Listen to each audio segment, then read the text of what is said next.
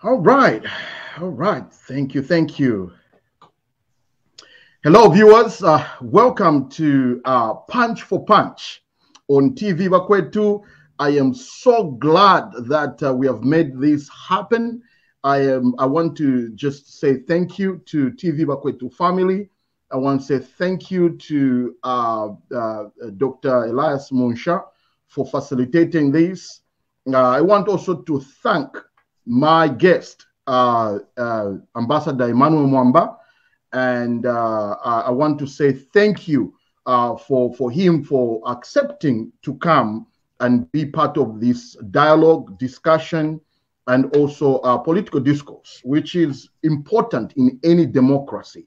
As you know, Zambia is a thriving democracy.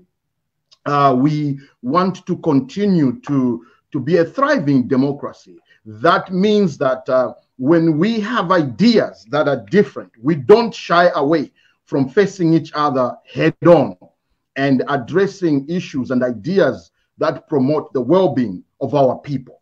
And therefore, I want to welcome my elder brother, the all-seasoned political pundit, whatever you can call him, Ambassador Emmanuel Mwamba. Thank you, my brother, for accepting to join today. Thank you, Aka. I'm grateful. I'm glad to be here.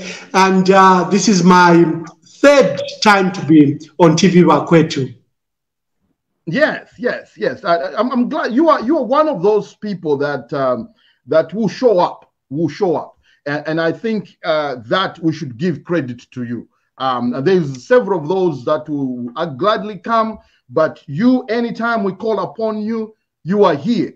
And I'm glad that you managed to actually accept this. To cut the long story short, let's go into it, Ambassador Emmanuel Mwamba. I am of a standpoint that is quite different from yours when it comes to socio-economic development in Zambia. And I think on several occasions, I have challenged some of those ideas that you are espousing and some of those ideas and commentaries that you have been making. And I said, look, there's no better place than to come together and debate these issues head on. And this is what Punch for Punch is about. Ambassador Mwamba, let me start from a very fair playground so that we can get the stories right about socio-economic development in Zambia vis-a-vis the mining sector. One of the things that I want to put out there very clearly, and probably ask you a question. You remember that the PF government was in power, the PF party was in power for 10 years. And in that 10 years, there was a remarkable event that happened.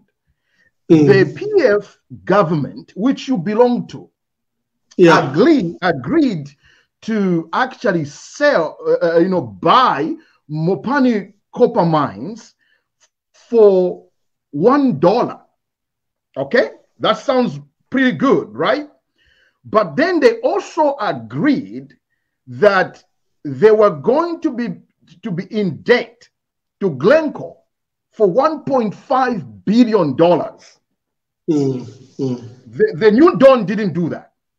Your party, your government did that. 1.5. In other words, we actually bought Mopani copper mines as a country back from Glencore for $1.5 billion. And that, sir, is on you and your party. What do you say? So it's a very bad deal. There is no justification for it. We need to trace the history of this country. We were a private sector-led economy until 1968, when we conducted those economic reforms titled Mulungushi reforms, and those then took us to the center and almost to the left, where we nationalized all state major assets, including the mines. Even then, there's even a scandal around how we bought the mines in 1968, between 1968 and 1972. We bought them at a lot of money from Lonro and Anglo, although they remained minority shareholders. That process lasted up to 1991, when in 1991 we decided to liberalize the economy, again move far to the right, and we sold our mines. We sold most of our state-owned enterprises that we had developed or that we had acquired. The economy was 80% run by state-owned enterprises, and we reverted back to almost at 20%. And in some major entities like the mines, we kept some golden shares, about 20%. And Zambia Consolidated Copper Mine Investment. And Zambia Consolidated Copper Mines. And then we had to form Zambia Consolidated Copper Mines RH Investment Holding to hold those golden shares. And my criticism, Aka, now comes from us as a people. It appears we've learned nothing from the last 60 years, and even before that, from colonial times. We don't seem to have learned anything. We keep on repeating the old mistakes, and we keep on assuming that we are reinventing the wheel. We are doing something important. The Glencore deal is a very bad deal. Number one. So just before you go, Ambassador Mwamba, not to cut you short, I'm glad that you have agreed that Glencore mining deal was a bad deal. Now, that was done by the PF. Wouldn't it be good, even for your own political interests, as you aspire to lead PF, to actually render an apology to the people of Zambia, especially the people on the Copper Belt? Yes, I suffer this perception. It appears like I was head of state, or I was president, or I was a member of cabinet, and therefore I should assume the responsibilities and liabilities of the Patriotic Front. Of course, you are part of the party. Collectively, I do agree, because I was part of government, although my proximity was a bit distant. For the last 7 years, for example, I've been an ambassador in South Africa and in Ethiopia. So I was outside this country, and as an ambassador, your role is extremely peripheral. You should know that the president has advisors, including economic and other advisors. Then he has cabinet ministers and permanent secretary that helps him run day-to-day government. And for an ambassador to say, no, Mr. President, what you and your advisors are doing is wrong, probably you'll be out of place. They'll tell you to do your job. But there are many times, Aka, that I reached out to my colleagues at State House. If I held a strong view about a matter, I reached out for information, for explanation, for advice, and in some cases, just for outright opposition to some of the decisions, because that's what you do internally. You cannot stand outside and embarrass your government. So the Mpani deal is bad for various reasons. Number one, we sold the entire ZCCM, from Kansanshi up to Luansha, from Muflira up to Nchanga. The collective was about $600 million. And to have components of that sold for $1.5 billion, it's like it's like we don't even know our own history. I don't even know how our negotiators agreed to that. Number two, we surrendered our mining rights during the duration that we will be paying Glencore. So whether it will take us 10 years or 20 years, Glencore will buy our copper at their own determined rate, not the world market rate, not the market rate, but their own. We are yet to understand. Yeah. Right. Let's make it very clear. That deal was done by your former boss, President Edgar Lungu. It was done by ZCCMI, IH. It was done by transaction advisors under the Ministry of Mines and Minerals Development. Of course, he was head of state, so the buck stops to him. I'm yet to understand. That's exactly right. And let me thank you for saying that, because a lot of people have a notion that at the end of the day, the buck stops with the president. People think, oh no, it's Zambia Consolidated Copper Mines, Investments Holdings, and others, that the Minister of Mines, and so on and so forth. At the end of the day, we hold the presidents accountable.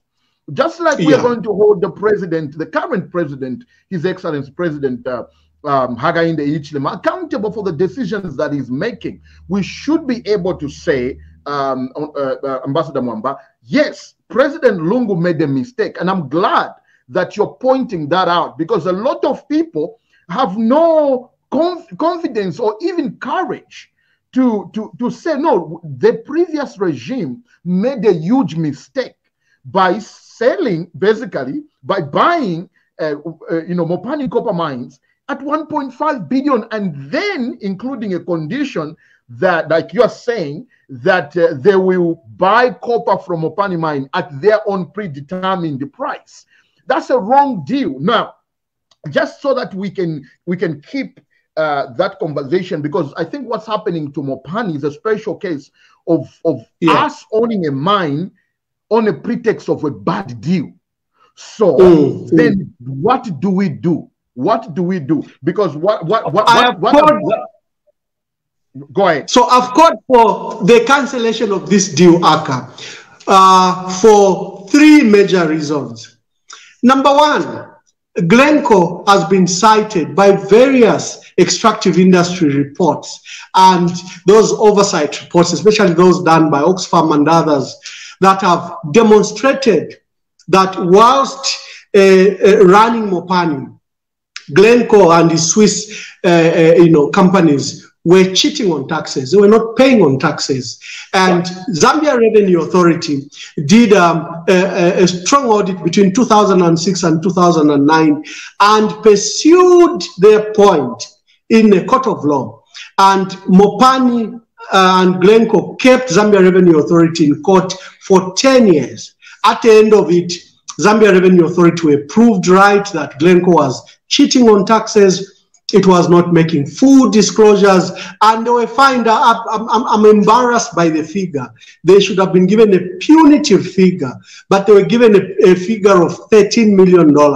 These are the findings of the Supreme Court, which established that Glencore was engaged in many things. Number one, the so-called arm's length principle, where they would use their Swiss company to buy copper from Mopani at very low rate, and then their subsidiary sells it at higher rate. So other than not making proper taxes and paying proper taxes, they were also cheating on volumes of production and volumes that they need to pay to this country. So that's not an entity you should have or honor an agreement with.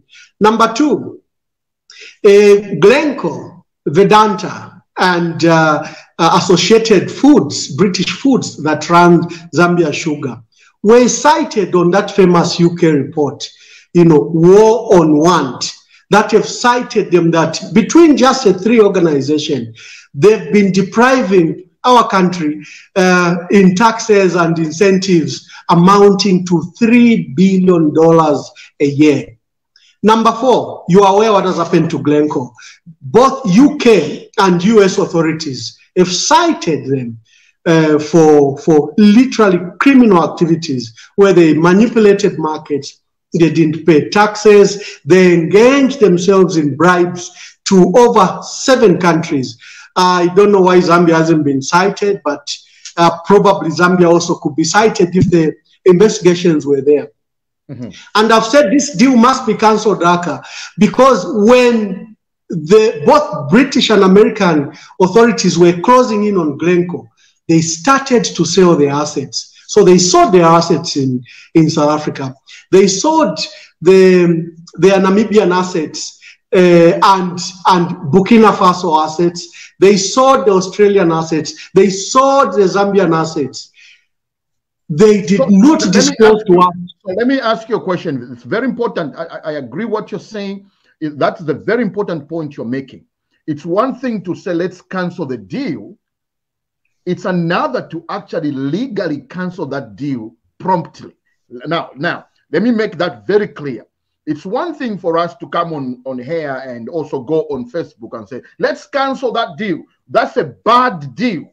I have two questions for you. The first question is, did you, and I want to say, I'm not saying you should have, when you're in government, you should have done this, but I'm asking you, did you at any time during that deal tell anyone, including your colleagues at the Ministry of Mines? You were an insider at that point.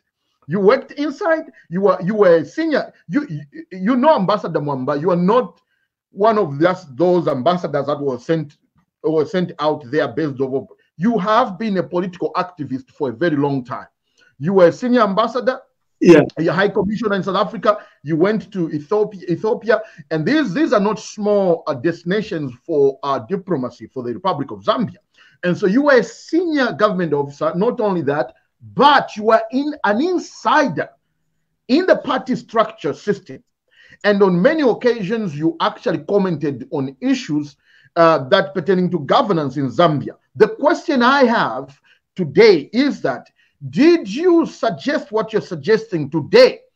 Then that for the cancellation, no. For the cancellation, no, because some facts emerged after the deal. The deal was in 2019, and the Supreme Court ruling against Glencore and Mopani was in May 2020. The findings by UK and US authorities have only emerged now. At the time, I questioned, because I know the figures. I said, look, we sold the entire ZCCM for $600 million. Why are we selling some units of former ZCCM for $1.5 billion? For me, that didn't make sense. And I requested to have documents relating to the sale. I never found them. I think no one was willing to avail them to me, because it's a matter I was interested in. I'm still interested, and I'm still looking to understand how much Glencore is buying our copper from Mopani. I'm still looking for those documents. And thank you for that. Thank you for that. Here is where I stand with this issue, and then you can rebuttal after that. In Zambia, right now, if you ask any Zambian today, they're going to tell you one of the most thing that they're interested in is not blame games. Okay, number one.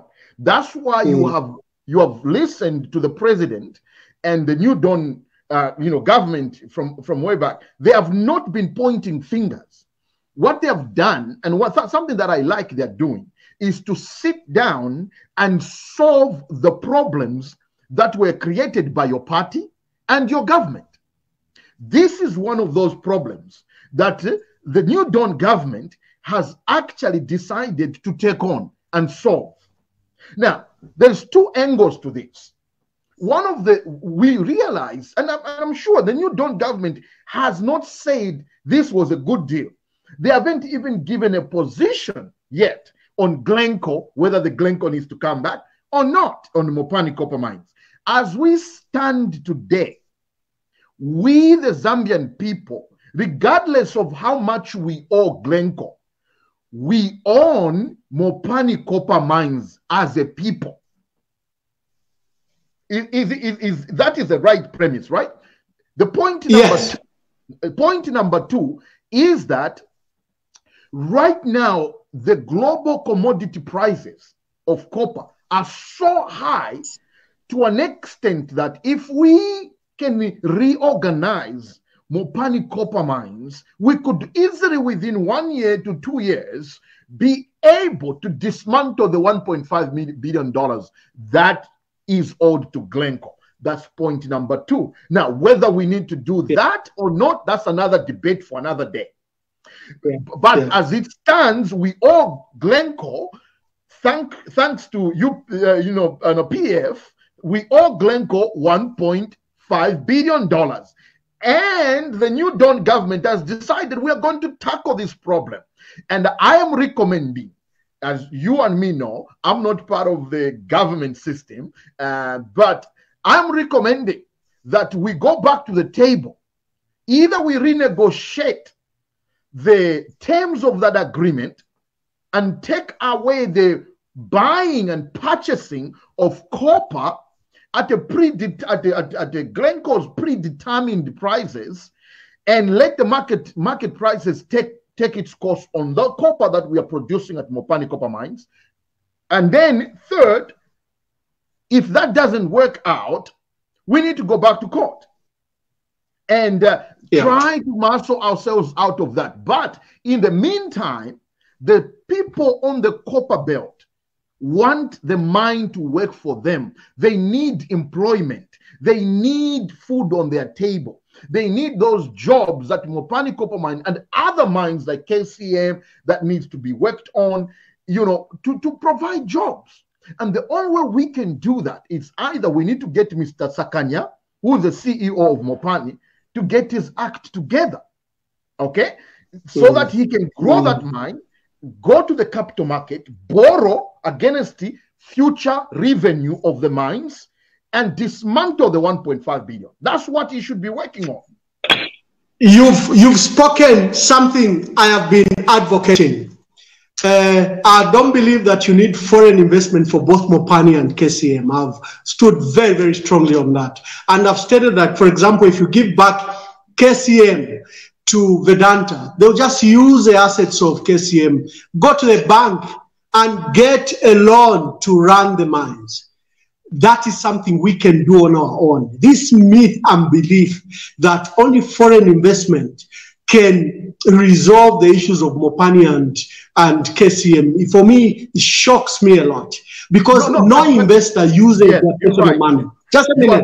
No investor uses their savings or personal money. They will use the assets they've acquired and borrow. Like you've stated, one of the mechanisms is to mortgage your future earnings and borrow against those earnings. Yeah, those are mechanisms. But there is this strong belief, especially by the new Dawn government, who thinks that only foreign investment will resolve the issues of KCM. The Lusaka is quite busy for us that live here. And we know who is here, whether they are from Rio Tinto, Australia, whether they are from India and Switzerland and from Britain and South Africa. We know they are here. And for me, that is what I caution.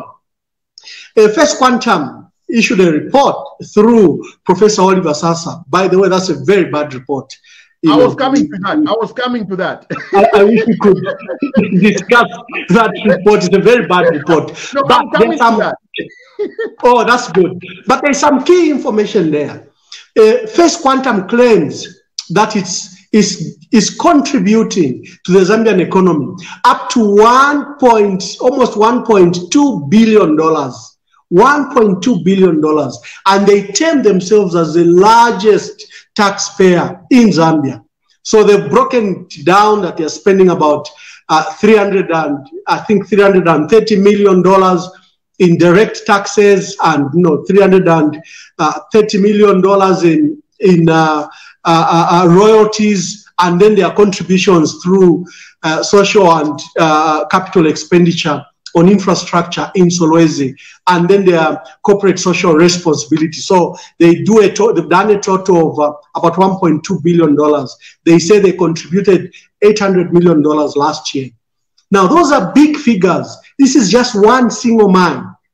What if we went to Barrick Gold and Lumwana? Because remember, First Quantum runs Kansanshi and Sentinel, and Barrick Gold runs Lumwana. Then you have other mines, like Mopani itself, like KCM. Chambeshi is closed because they are smelter. I think we made some very bad law where we stopped imports of ore, and so Chambeshi can't process copper from the Congo because they would buy the ore or concentrates from across the border and then process it.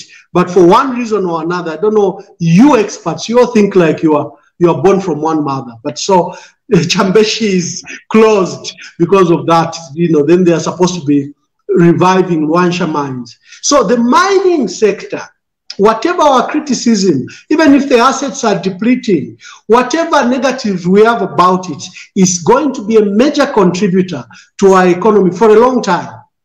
But it's decisions that we will make now that will determine how much we can get from such mines. So if we have a bad deal with people I'm comfortable to call criminals because they've been established as criminals, Glencore, then we'll go nowhere. We have an opportunity to void that contract because of those findings. If we are in a hurry to give KCM because Vedanta is knocking on the door and they've been very bad owners the last 20 years, again, we will have no benefit for our country. We will make billionaires that live in Switzerland, in Hong Kong, in UK, like we've done the last 20 years. Yes. Now, I agree with you on certain things. Let me digress a little bit. I think you mentioned that the New Dawn is only concerned about foreign direct investments. I do not think that is entirely accurate, because I think what the president himself has said, and I've heard him say this, I asked him those questions when he came to Washington, D.C. Last September for the UN General Assembly, and he made it very clear that the New Dawn government is having two-pronged approach to the mining sector, solving not just the mining sector, but every sector of the economy. Two-pronged. The first one is that we need foreign direct investments. We do need it because in the current status of our Zambian economy, a lot of our companies have no capacity to actually go and borrow. They don't even, some of them don't even know that. Let me finish my premise of where I'm going. There is capacity issues as to borrowing from international capital markets. There are capacity issues. Number two is that because of that, what we want to do is a prong of two approaches. We want foreign direct investments and also domestic and homegrown participation. And also, if there is a possibility of the homegrown initiatives to be funded either locally or internationally, we should do that. And so the president and the New Dawn government is not saying, no, we just need Glencore, Vedanta, Rio Tinto, or these for, no. We want every foreign investor that wants to come to Zambia to invest. But at the same time, we also want to make sure that Zambians themselves can participate in this process. So I wanted to make sure that we don't just say the New Dawn government, the notion that the New Dawn government is only interested in foreign direct investors. That's not true. No, they are. Unfortunately, no, Masheke, they are paying lip service to any other thinking outside foreign investment. I think that has been my perception, and that's why we keep on talking about the mining sector. I have criticized the head of state, His Excellency President Hakainde Hichilema, that he needs to put up transparent mechanisms in how he is dealing with the issues of the mines. Maybe we are actually speculating out of ignorance because the system he has set up is not informative enough. We have a constitution, he's the head of state. What's not informative about it? Let's be very clear. Yeah, what exactly? Because we don't know what's happening. In normal circumstances, a president will table such a matter to cabinet. A ministerial committee will be appointed, which then begins to engage stakeholders, including foreign investors. And both, all of us, analysts, the media, and other stakeholders can follow the process. But they've been doing that, Ambassador. They've been doing that. No, they haven't been doing that. So what has been happening? Let me tell you what has been happening. What we know is that our dear brother Greg Mills from Brentes Foundation has been at the center. Valentine Musakanya. That's speculation. You're speculating, Ambassador. You are speculating. No, the trouble. That is the trouble. The trouble with lack of information from government, with lack of a transparent process, then information and misinformation take center stage. And that's why we are calling for transparency. Because if these colleagues meet certain stakeholders, people will know about it. And that's how this information keeps on coming up. And credible newspapers in this country, both the Must and News Diggers, these are published newspapers. They're not online sites who you don't know who owns them. have challenged the president what are these people doing in the issues of mining. Ambassador, let me correct that notion. Right now, what the president has said is that when he went to South Africa for the Indaba, the president has said Zambia is open for business. Now, there has not been any agreement yet on the table that have been placed on the table and say, no, the mills and others or certain specific interest groups have begun discussions and negotiations on anything yet. What the president has said, let me make this point. What the president has said is that Zambia is open for business. We need foreign direct investments immediately to correct the economic decline that we have experienced in the last 10 years of PF rule. We need to correct that because our people need jobs. So the president has made basically an open invitation to anyone who's willing to invest in Zambia. Now, after having said that, what the president then has done is to set conditions and say, okay, this is what I was talking about. This is how we want this to happen. I'm sure after the investors saw what the president did, after the investors saw that the president is committed to the fight against corruption, is committed to the rule of law in Zambia, they've seen that there's been this improved environment on the governance system to an extent that they themselves, now get this point, Ambassador, because this is very important, they themselves, the investors, have been announcing investments, pledges, and plans for Zambia. And so, Masheke, no, let's make something very clear. We're a democracy, we're a rule-based organized country, you know, we run by the rule of law. There are structures, you have the constitution, you have mechanisms, and you don't run the country on ad hoc basis. There are structures that the law allows this to. And this is for purposes that corruption doesn't fester or the corruption doesn't take center root. This is that decisions are not made by unauthorized persons. We elected President Hakainde Hichilema, and we expect him to stick to the constitution. Yeah, to take charge, yes. But to take charge, he has mechanisms, he has secretariats, he has institutions that he should work within. I cannot be president and just run because I'm president and do things outside the law. We fear that the president may be doing things outside the law. That is why it's our caution. We've said we have not had any ministerial. Ambassador, those fears are really baseless because they are based on speculation. You are speculating right now. There is no evidence that the president is working outside any legal framework. Masheke, if the president is in Cape Town at the mining Indaba, and he meets in a bilateral talk with a corporate entity, and he announces that Vedanta and us have agreed that the matter should be removed from court, and that then we will negotiate. That's a very major policy. That's a major policy shift. That is not speculation. Ambassador, listen, those are called the pre-negotiation discussions. Okay, who's negotiating? No, listen. Who is negotiating? No one is negotiating yet. Those are called pre-negotiation. What you do is you set the tone. The president is setting the tone. He's saying, look, he knows that if we go to court on these matters, because of the bad deal that was done by your government, these will drag on for years. You know this, true? No. For example, this will drag on for years, Ambassador, to an extent that people are waiting for jobs on the copper belt. It's not possible.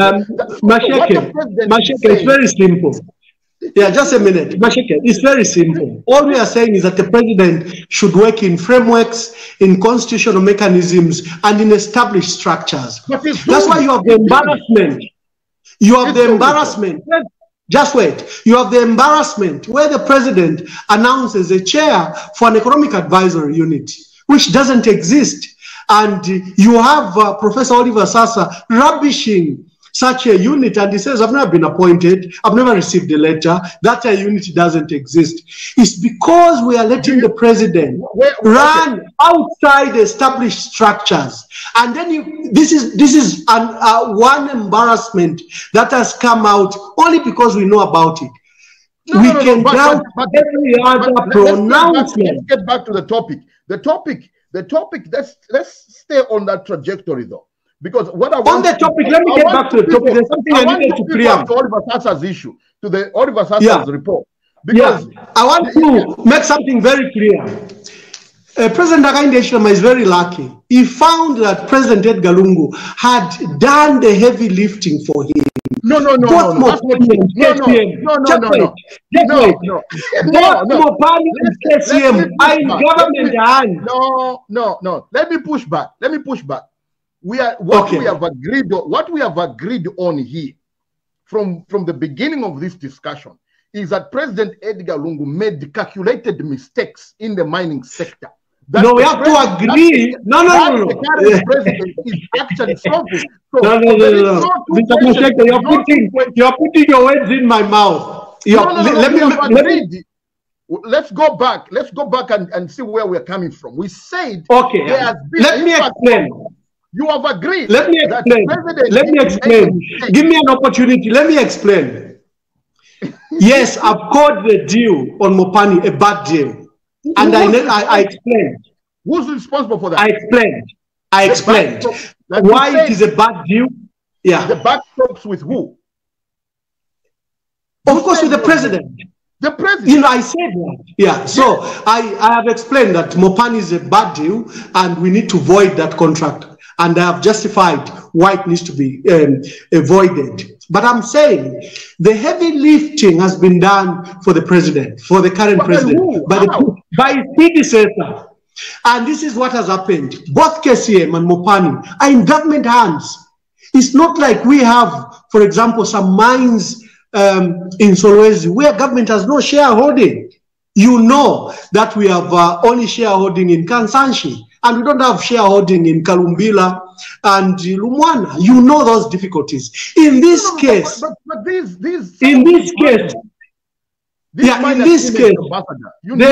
future of this world, Womasheke, the future of this world is going to be determined to what happened to Zambia and the DRC, because the entire motor vehicle industry, the electric motor vehicle industry, will rely on our copper, cobalt, and lithium from here. And we are even lucky that we have subsidiaries like manganese.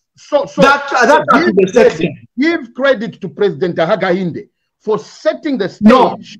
For that, he was implementing that. He's signed deals, and we are soon going to begin to get FDI and Zambian partnerships in producing EVs in the Zambia DRC deal. The president is doing that. We should thank him. Yeah, before I give credit to the president for his initiatives on battery making factories, before I get to there, my point remains the same. President Edgar Lungu has done the heavy lifting for him. The two mines, Mopani and Copper, he doesn't have to rush. They are in government hands. For the first time, we can determine awesomely what we can do with these mines. And I'm cautioning that we don't have to rush into making decisions that just benefit foreigners, for example. There's even no need to give these two mines to anyone else. Looking at the future of copper and cobalt in the next 20 years. Ambassador, that came at a bad deal. We can't give credit to President Lungu for signing and pending and allowing a bad deal of Mopani and say, no, now we have, look at the mess that we are in with KCM. KCM is in a mess because of President Lungu and your party. We are in this situation because of what they did. That is not heavy lifting. That is let's come to KCM. Let's come to KCM. I I probably would have made similar decision. Here is KCM. Here is a partner called Vedanta who cheats on taxes, who is not open. And we had to take Vedanta to a London court of arbitration. And the London High Court confirmed that Vedanta were cheating on taxes, $107 million. Yes, yes. Before that, they had poisoned our people, they had poisoned Kafue, and there is again a judgment against that. What do you do with such an investor? No. Okay, I agree. Let's agree. Yeah. What he did, listen, what he did, he grabbed the mine, okay, in whatever way he did it. Let me finish. He grabbed the mines. The actions President Lungu and your government did afterwards is what is the problem. You point Milingo Lungu as a liquidator who in turn gives himself exorbitant salaries and perks and payments and allowances, and KCM turns into a PF cash cow. Let's agree that there was abuse. What Masheke? Yeah, what Masheke? You've heard the recent announcement where a colleague from, a gentleman from KPMG has been appointed as provisional liquidator. There's a provisional liquidator who then has surrendered the rights to, I think, KPMG, Mr. Kanjilimani. And we hear figures of $6 million a month. That's very expensive. Whether it's Milingo or KPMG, the fact remains the same, that people are milking this cow. It's still a cash cow. So if KCM was a cash cow for the PF, now it's a cash cow for the New Dawn government. No. The New Dawn is solving the problem. The New Dawn is solving the case. They've got a guy that will be getting $6 million a month. No. We have to navigate the legal processes in which your president put us in, because we cannot solve the KCM issue we can't just do it illegally by grabbing it by presidential command. You are the one who's saying that. Let me set the parameters of the debate back to macro issues. My point, Womasheke, is that where we are sitting, we are at such a privileged time in the history of our country. We can actually change the direction and course of this country, depending on what we do with the mining sector. In fact, for the mines in Northwestern Province, Dr. Matthias Mpande has insisted that we shouldn't even call them copper mines, and I agree with him. They are gold mines. That's why you have Barrick Gold. They don't deal with copper or any other. They are a gold company. And that's why you have Kansanshi. It's a gold mine. Until we begin to think differently, until we begin to know that these assets can drive the development of this country, we'll be engaged in petty debates that excludes us from benefiting from such a huge resource. Here is an opportunity for Mopani, KCM, and for the mines in Northwestern Province to make them accountable and to make them account. And we need to introduce a secondary value chain, not where they are taking sand and ore and concentrates abroad for export. We'll never benefit anything, because you will not know how much gold is in the ore that they are mining from Kansanshi. You will not know how much gold they are getting from Kalumbila and from Lumwana. Until we do some of these things, even by policy decisions, where we compel that no more exports of concentrates. We want to know what particular mineral we are exporting. This country will benefit from it. And I insist, Womasheke, there is no need to rush on KCM and Mopani to rush into bringing foreign investment for them. We already have First Quantum and Barrick Gold as our foreign investors in the mining sector. In my view, let's assemble teams, both financial, technical, mining. I have seen, you are abroad and you've seen how many Zambians are running entities like mines, very well trusted and making fundamental decisions. It can be done in this country, but we have this belief that these foreigners will come and emancipate this country. It won't happen. No investors ever developed any country where they worked. They'll give you that sorry to call it useless. They'll give you that useless corporate social responsibility. You know that's tokenism. It does nothing even to communities. You know, so for me, we need to address the fundamental issues. Right. Here is where we are. Again, our viewers, thank you for joining. I have an honor of debating my elder brother here, Ambassador Emmanuel Mwamba, who is a political activist and a politician himself. He's an aspiring candidate on the PF party president. He has thrown his name in the hat, and we are here discussing the most pressing issues in our country, and resolving the issues of the mining sector has been a center of our discussion today. As you have heard, me and him have divergent views on these issues and how we can solve them. We agree on so many principles here, if you've heard. We agree that we want what's best for our country. Both of us agree on that. We also agree that there has been some flaws in the previous agreements that were done by previous governments. And the question is, how do we then solve the issues going forward?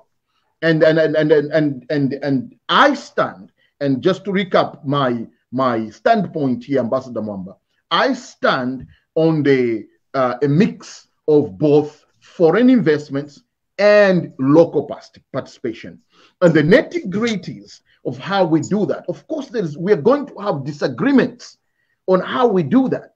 But also, we must recognize that as we do this, we got to do it in the legal framework that is there for our country to use. Okay, we can't just muscle a mine from someone and expect it to become a Zambian mine illegally. Okay, President Lungu grabbed the case here.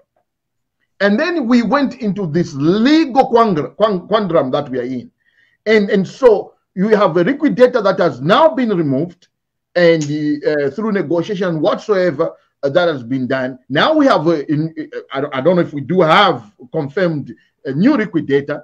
We have to solve the KCM issue to a point where either we are going to have, like you say, I'm not against indigenous owning the KCM ourselves. The question becomes, are we able to recapitalize that mine? Because you and I know mining is capital intensive. It's capital intensive. Every few years, you have to inject in new capital to make sure that you have productivity increasing over time, mineralization, and so on and so forth. So the question is, do we as indigenous on our own able to master the foreign capital that we need to bring into KCM and keep it running? Now, my proposal, let me make a proposal on the table. I'm throwing a proposal on the table. Then you can respond. The proposal is this. Once we finish with all the legal processes, and this is what I think the New Dawn government is headed to, is to have a mix of both. Through Zambia Consolidated Copper Mines Investments Holdings, we can retain a huge stake in KCM and find an equity partner that we can then use to go to the capital markets, international capital markets, and borrow between 1.5 and 2 billion that KCM needs for recapitalization. Your response? You have a partner in ZCCMIH. You don't need another equity partner. And like I'm saying, we need to put this perception that a stranger will come from Australia or Canada and UK and then help us run the mines. We have seen that every time we've given them such an opportunity, they have cheated on taxes. They have brought, foreign expatriates that have paid huge sums of money. They've now taken advantage of our weak labor laws, where they've casualized the entire mining sector, and we don't even have miners anymore, because what you have is a contractor. Masheke, you'll be given a contractor to bring in 500 miners. How you deal with them is not their issue. They give you one single check. Whether you pay them 100 kwacha or you pay them 2,000 kwacha, it's up to the market. So even the so-called jobs that are being proposed everywhere are not quality jobs anymore, because all these things have been contractualized and they've casualized the process. Labor matters. To answer your question, in my view, let ZCCMIH, let's give them an opportunity to assemble a team and to run those mines. Those mines, we can get funding for it, for either capital and operation funding. We can. And like I'm saying, no investor will use any of their savings or any of their money. They will use our own assets to go to the bank. And this belief that we can't access market capital is not true. We say there's a difference, Ambassador Emmanuel. There's a difference between the belief. No one believes that we can't. We can. The problem is capacity. You see, when you go to the capital market, let me explain what we mean by capacity. When you go to the capital market, the first thing they're going to ask you is, do you have the ability to pay back? That's number one. Number two, the capital market is going to measure the risks involved in loaning you that money. It will include governance issues, which include, we call them X factors in economics. The X factors are, do we have the rule of law and the independence of the judiciary? To an extent that if we take matters, if there is a disagreement between the foreign investor and the partner, who is in this case is ZCCM-IH, do we have competent courts that are independent enough that they can adjudicate our matters of commercial interest in a fair and equitable way? That's number two. Number three, what is the rate of corruption? Number four is, what is the capacity of Zambians to actually work for the mine? That's called skill sets. Do Zambians have skill sets to actually work the mines? Which we do, because the copper belt is riddled with lots of miners who have experience doing this. The issue is the other three. Are we able to pay back?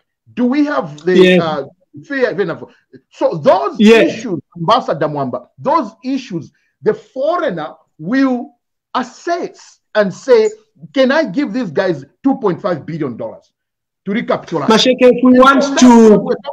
if we want to enrich people, then let's give the mines to foreign investment. If we want to build this country, let's run those mines. It's as simple as that. There's no other people that have copper and cobalt. This is a resource that's peculiar to just a few of us in this world. Chile, Russia, Zambia, DRC. A few of us have this resource. Until we begin to deal with it, that is a rare commodity, and begin to administer it as such, we will be always at the bad side of every deal. We'll walk from one bad deal to another.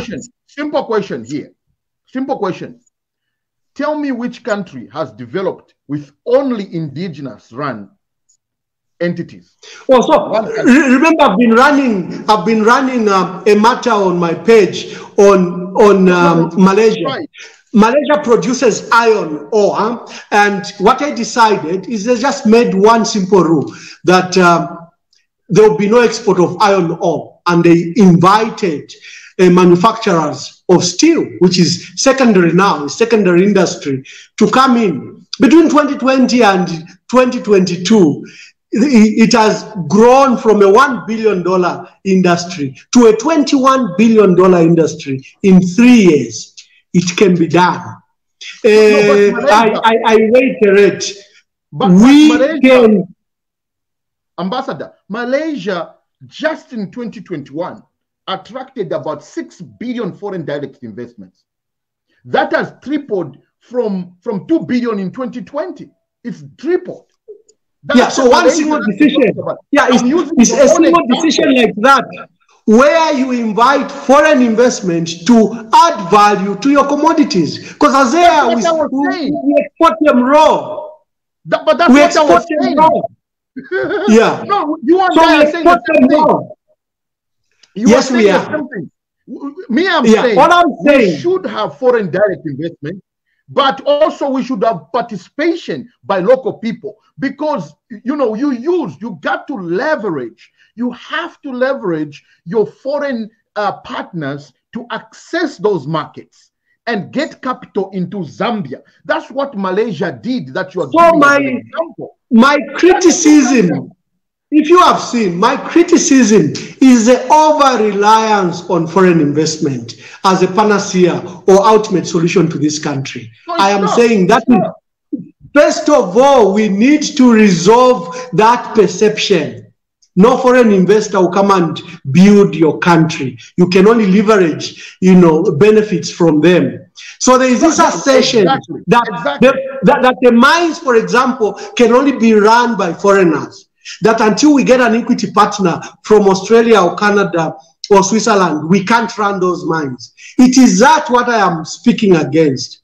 And I'm also speaking for value addition, and the example I've given you of Malaysia is another example.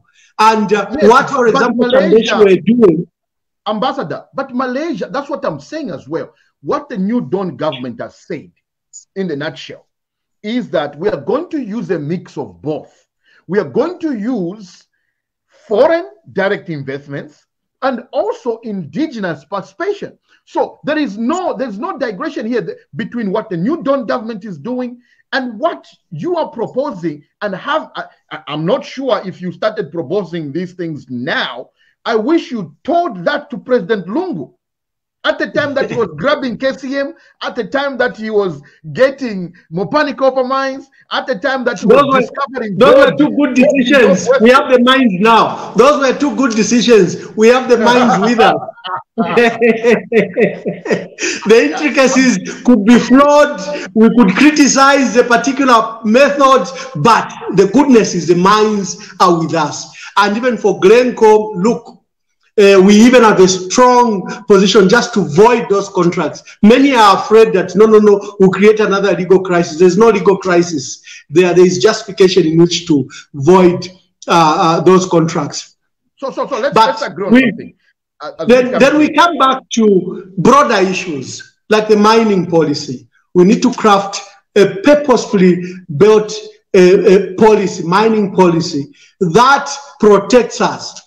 Just recently, last month, government has signed a mine agreement with First Quantum, and they've given them concessions. All we are hearing is rumors, and we've been demanding, can government make full disclosure on the recent mine agreement that has been signed let's give them time between government and First Quantum? Can we know what are they giving them? What tax incentives are they giving them? Do they have a special mineral rights rate? How much are they paying for power? No, can I give you a shocker? Let me give you a shocker. Yeah.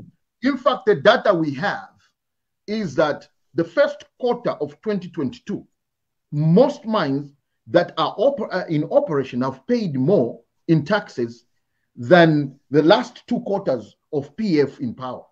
And so what I'm telling you is that it's not just the efficiency about what we are paying, how we are framing the mining agreements, if there's any at all that have been signed already. I'm not aware of any right now. But what I can tell you is that even by just using the current frameworks that we have, the new Dawn government has actually collected more taxes, and I can show you the numbers. Look, they made I'll send you the data. No, Masheke, they made mineral royalty tax deductible, so it's not possible. Just last year, the Zambian government collected, under PF, $600 million because MRT was not deductible under the current one, which is even more deductible. I do not. I'd like to see that. I welcome information. I don't want to deal with speculation. If you have information, I welcome. Send it to me. I can make an opinion on it. I'm sending you the data. As soon as we finish, give me between today and tomorrow, and I'll send you the data. We've put the data. And then there's something, Masheke, there's something that occurs at Zambia Revenue Authority, and for those that find me in blogs, I've always spoken about it. ZRA, you have to watch them. For example, if they know that the second quarter is coming up and they have to declare and they want to impress government, sometimes they do not collect the VAT or do the refunds, and the books look bloated, like they've collected money. So you might have to actually scrutinize the information. Every time you are going to a quarter where Zambia Revenue Authority is supposed to, make public declaration and to show that they are working, sometimes they manipulate those books. And that's why we have an accumulation of unpaid VAT. It's in billions of dollars. Yeah, because of that problem, Ambassador, and I keep coming to this point. These problems haven't started today. You were in government for 10 years. If you That's why you have number 8 here. He comes, you have number 8 here. He comes with new thinking. He brings this wealth of experience from the past. Yes, I have now worn a new jacket, and I can now unleash the information I have. Those things I used to criticize from my armpits, I'm now an open guy, and I'm providing this valuable information. But I need to acknowledge that yes, my party made mistakes. Yes, my party, in fact, that's the reason they lost elections, because there was cadreism. There was perception that we're not attending to issues of employment, of young people especially. We're not giving education opportunities. We lost an election, for heaven's sake, and we're punished for those mistakes. So I do acknowledge that the PF made mistakes at various forums, Mashek, and even on this forum. Even if I was far from the PF, I have taken on and apologized. Because as a collective, I think you owe it. Whether you are distant or you are near, as a collective, you have to accept the mistakes and have, rendered apologies. Because when you lose an election, there are some things you did wrong. There are some policies that were not appreciated. And there are things that citizens could have been angry with us, and they punished us as a collective, and we lost power. And so I need to place that on record. Thank you. Thank you for doing that. Again, it takes a man to do that. And I wish that your colleagues in PF can also do that and acknowledge that they first destroyed the economy. There were huge mistakes that were done, and that they are remorseful, and that they could give the new government, which has a resounding mandate from the people of Zambia, to govern for 5 years. With the potential of another 5 years. No. So let me give you before you go to your next question, what we differ is that determination. For example, you say they damaged the economy. Okay, now the cost of living is far higher than it was when PF left power. The cost of living was already there. The momentum is far higher. You see what I mean? Because so we might argue on the particular issues, but okay, we agree. For me, I say, look, the PF lost power, and the people decided on these new managers who are then failing us again and again, because they keep on blaming the ex-girlfriend. Why they are not, they are the wife in the house, which is Zambia. They need to attend to Zambia. Let's use your analog. If today I marry an ex of somebody, and that person comes in my household pregnant already, the question is, I'm still going to be dealing with those issues even when I've married him. You can't just say, no, because I've married you today, you're pregnant with the...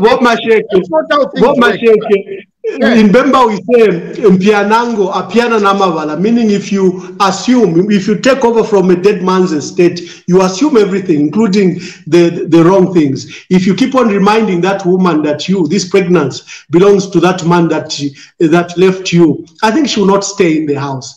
So the new Dawn government has an opportunity to learn from the mistake, because you're going to make the so the new Dawn government has an opportunity. Every day they blame the PF. Every day they sing this song. We are reminding Zambians have trusted them. Zambians have trusted them. Look, they looked at the PF, they looked at President Hakainde Hichilema and UPND. They had his views, his promises, his pledges They believed in what he was saying, that he would reduce food prices and commodities. They heard that he would create employment. Coming down. No. Let's make something very clear here. Yeah. Prices. Let me tell you this. Let me tell you that there's a lot of propaganda out there about prices of commodities and basic. What is your view? Let me tell you what my view is. What you have seen is actually a downward trajectory of inflation in the country. And let me tell you why right now you feel like, oh, that the reduction in inflation hasn't hit the homes yet. It's because the inflationary data is lagging. When Central Statistics gives out that data and tells you inflation has come down, and it has been coming down since President Hakainde Hichilema took over. What has happened is that every time a reported inflationary is given out at any given time, there is what we call lagged variable. Inflation is a lagged variable. It follows after the fact. So what you might be reporting today that inflation has gone up or down, but for information that happened 60 days ago. So then within that 60 up to the time of reporting, prices might adjust upwards or down. So people don't really feel that the inflation is actually coming down. Or in fact, you know, the information from Zambia Statistics Agency has been a joke on many media platforms. Now you're going to blame all the institutions that you are. No, I'm not blaming them. I agree with them. I understand what you are saying. But let me just tell you. No, I'm saying they've been a joke, the Zambia Statistics Agency, that they're reporting that inflation rate is going down and it might hit a single digit by November, December.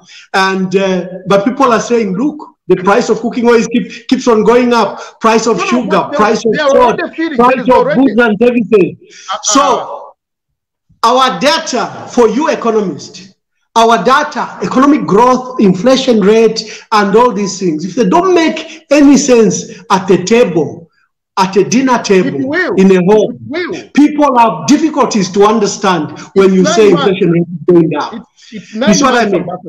It's 9 months of the new government. And there's no baby. There's no baby. It's 9 months and there's no baby. That's our criticism with the new Dawn government, is that they're not working in a hurry. Look, we have a huge economic crisis. We have a foreign debt that you and I know, almost $14 billion foreign debt. A local debt in Zambia of over $10 billion, and state-owned enterprises own about $6 billion. We have cost of living skyrocketing. You have a huge economic crisis. And what are the solutions that have been deployed to attend to them? That's what we are not seeing. This president, just a minute,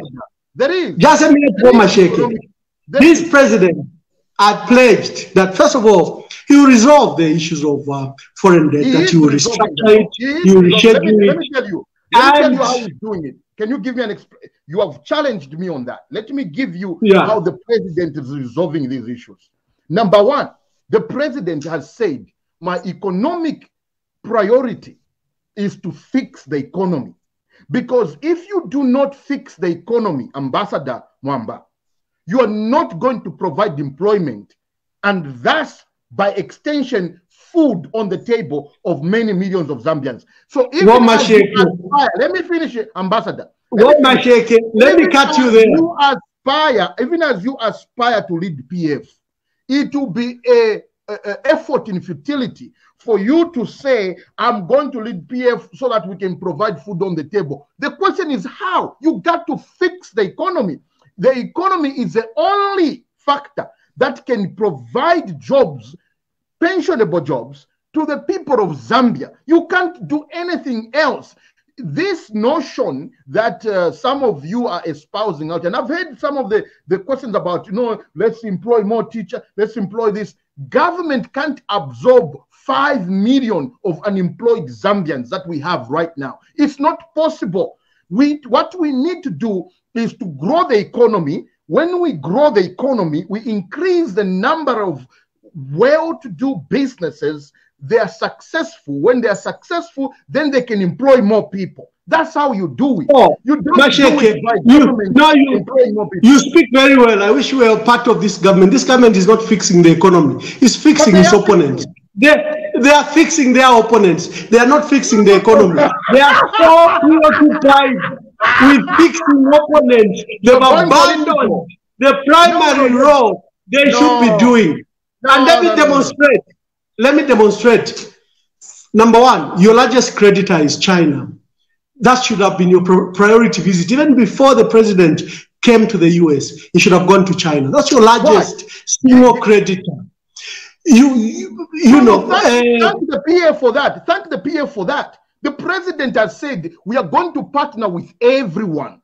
We're not going to choose the East, the West, who do we visit the first time? That's not the way the president and the new Dawn government. So I am saying, let me make a point here. The new Dawn government is ready to work with any development partner in the world, Ambassador Mwamba. Unlike your government, that was only working with if the president. Let me give you an example. Your president, he had this affinity for communist dictators. And he didn't want anybody who told him about democracy, rule of law, and human rights. That's why he sided with all the pseudo-dictators you can name in the world. So this idea that, no, we should have gone to China first is neither here or there. So let me explain one more point. I wanted to come to a point of your candidature on the PF ticket. Yeah. So that's very, very important. You aspire to lead PF, Ambassador Mwamba. What exactly is happening? Because it looks like looks like I've lost Ambassador Mwamba here.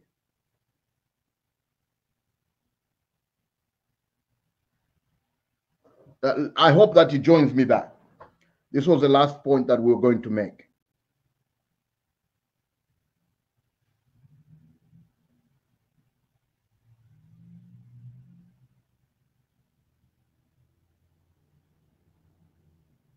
I hope he joins me because we need to finish this this discussion.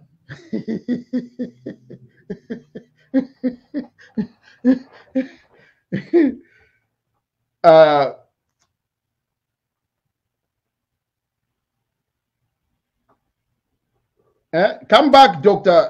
Ambassador Mwamba. Come back. We need to finish this properly.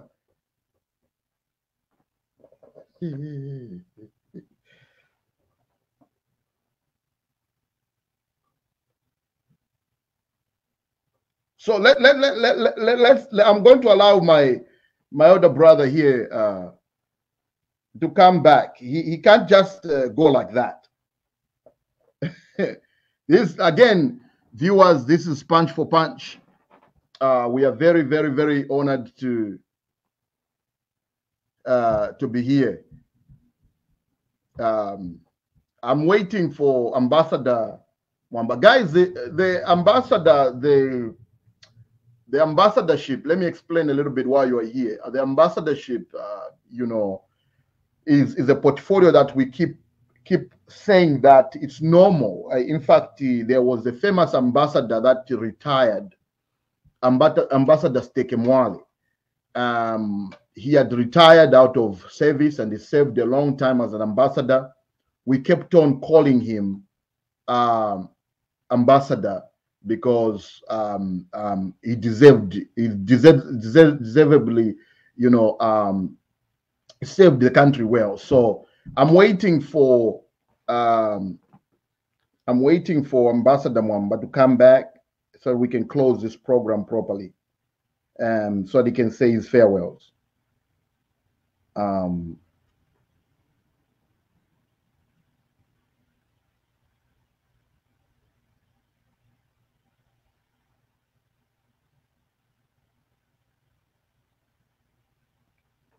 This is a good engagement, guys. We are excited that you joined us, and I'm excited to engage anyone out there. This is coming to you on TV, but this is Punch for Punch. This is a TV show that is going to come to you on Saturday and we are going to bring in and question and engage people that are aspiring to lead us. This is punch for punch. You know me. I'm ready anytime. I'm hoping that Ambassador can come back. He's reconnecting. He's reconnecting. Ambassador Mwamba has said he's reconnecting, and so he's coming back. He's coming back. Share this. Share this. You need to share this because this is the debate of the year. I told you we're going to engage on matters that affect you, the people of Zambia. And he's coming back. I've told him, no, I'm not going anywhere until you come back. He is coming back. He's coming back. Share this. Share this. This is the debate of the year. And we know that we are right. We know that what we are saying is the truth. And the ambassador is coming back. We got data here. We can remove numbers if we want to remove numbers. He's coming back. The ambassador is coming back. He's just text me that he's coming back. Meanwhile, share this. There he is. Let me add Ambassador. You went to recharge. You went to recharge, Ambassador. I didn't realize my phone was flat. I'm so sorry. Your supporters are saying he can't run away like that. No, I can't. Please connect me. Tell them I'm in. No, you're on, Ambassador. You're on. You're on. Okay, thank you very much. Ambassador, I was asking you before your phone died. I was asking you, what has happened to the PF? You can't even afford to hold a convention. What is happening? Yeah, so the PF lost an election 9 months ago. They had to do a post-mortem report to understand how and why they lost an election. Remember, they had a good candidate in Edgar Lungu, and the PF had done marvelous things for the last 10 years. The infrastructure build we saw in the last 10 years is unprecedented. They had some good programs that were going on. So they needed to understand how they lost an election. And so they did a post-mortem report. And the post-mortem report identified the weaknesses and challenges that made the party lose an election. And there were some proposals of what needed to be done to ensure that then the party can begin to rebuild itself, restructure itself, and the famous word, rebrand itself. Failed to fund the party. That's the question, Ambassador. Yeah. So we can talk about infrastructure, those exorbitant infrastructure development that are the corruptory kickbacks, monies, and so on and so forth. We can go into that's a debate for next time, part 2. For now, will you please answer the question? Why are you failing to fund the convention? So it's a process. Like I said, it's a process. When you lose an election, the party is somehow in disarray, and the party has to reorganize itself and begin to rebuild itself. They have to do an audit of members across the country. Are those members still there? Or Macheke's people have stolen them? They have to identify an electoral college, and they then have to find, of course, the big issue is also money. Money is part of it, but there are many processes that lead you to a conference. It's just not money alone. You have to visit your branches, your structures, and ensure that they are intact. That those names you have at the secretariat may not be as valid from last year. You need to update the register with the current office orders. If there are vacancies, you fill them in. So the party has been engaged in that process. I personally criticize it. I said we are slow. The secretariat must have been more vibrant. The same way I criticize the UPND government that, look, it's 9 months and we really can't see much. I also criticize that to my party, that we've had 9 months to reorganize ourselves and the pace is a bit slow. But a central committee is being held next week. There was a committee that was area picked that is headed by our national chairperson, Davis Chama, and they will report back to Central Committee on the progress they've made on preparations for the party to go to conference. So let's see what then the Central Committee will inform us. Ambassador Mwamba, it has been a wonderful time to engage you, to have this discussion. And a lot of people, we are looking forward to this, and we have a great viewership as we speak right now. Thousands of Zambians are watching. I want to leave this talk show on this note.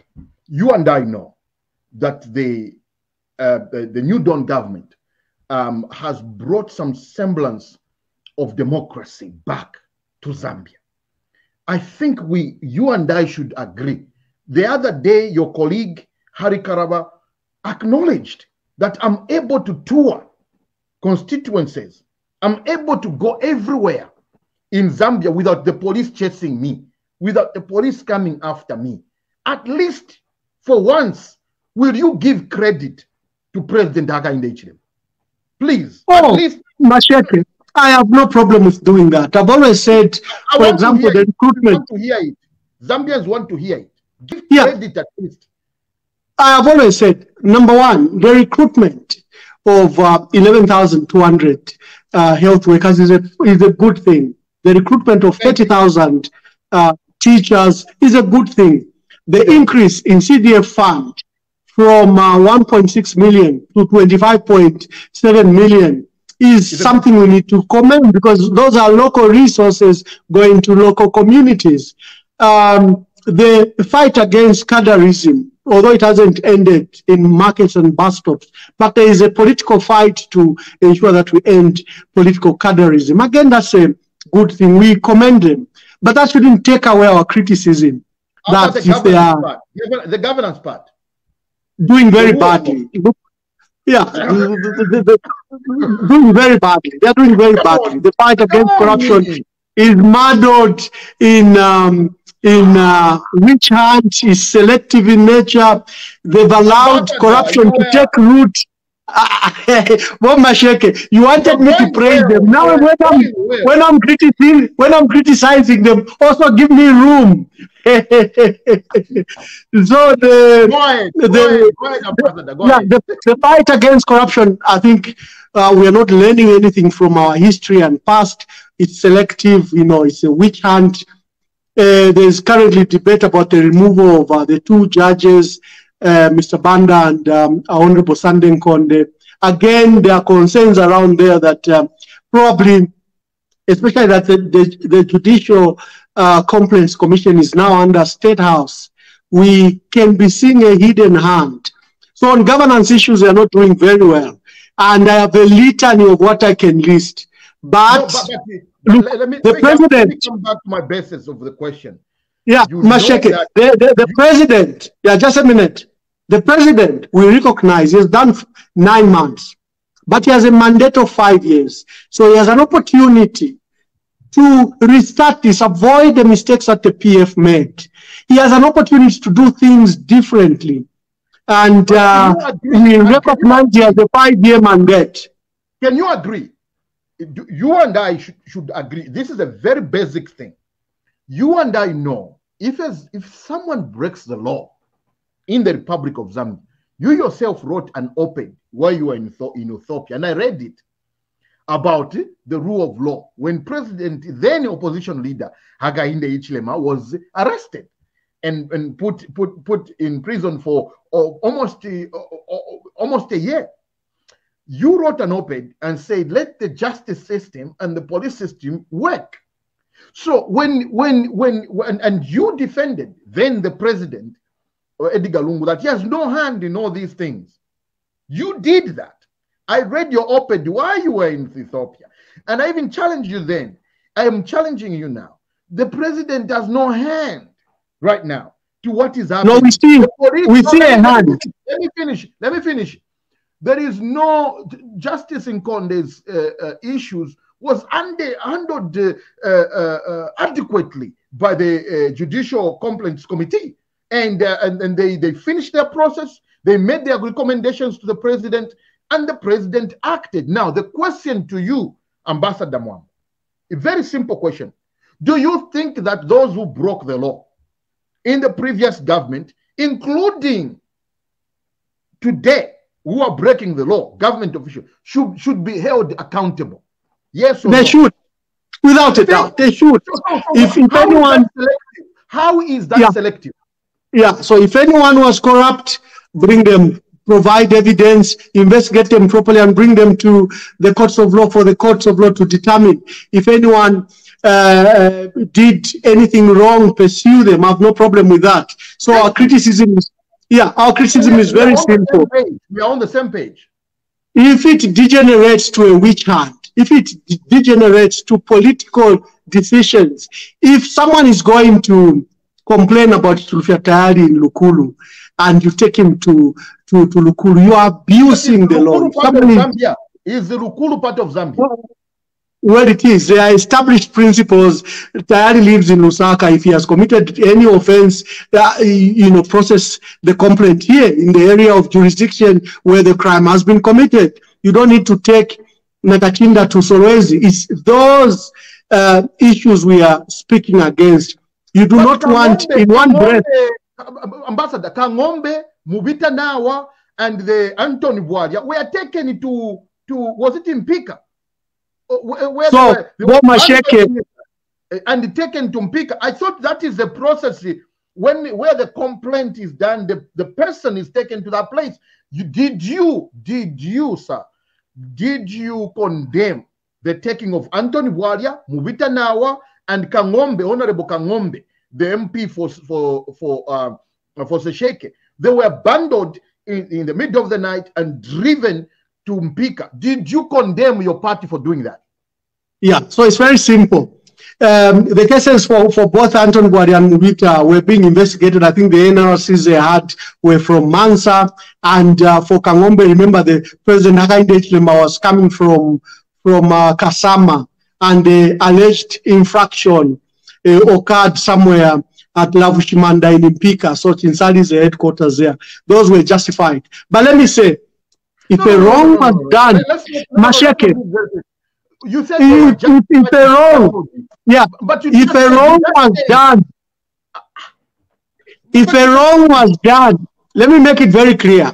If a wrong was done under the PF, it doesn't mean that it should be repeated under the New Dawn government. And I think the New Dawn government doesn't get it. A wrong remains a wrong. If the PF abused the law, it doesn't give license to the New Dawn government to abuse the law.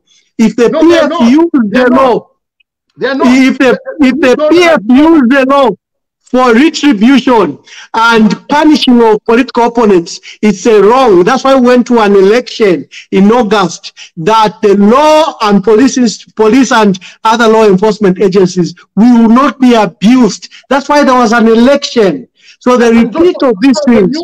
The New Dawn has said we are not involved in the police processes, the legal processes. Those institutions are independent. So I have criticized the president there. Look, I don't know whether it is him or not, but you have ACC, Judicial Service Commission, Judicial Complaints Commission, and other law enforcement agencies that have been moved. The Financial Intelligence Center, they've been moved to State House. And then you have a president who at a press conference complains about Bowman Lusambo. He complains about Nakachinda, and the following day, they are all arrested. It's interference. No, you don't need to be a rocket scientist to see the tremendous pressure. The tremendous pressure the head of state is putting on law enforcement agencies. Comrade Mwamba, listen, the president has never, President Hakainde Hichilema, and I'm not speaking for him, I have not seen him direct the police like your previous president said, and said next time, I'm paraphrasing, next time to come for a long time. The president, you have never heard President Hakainde Hichilema even insinuate the idea of influencing arrests of anyone, including yourself. You are here, you are listen, you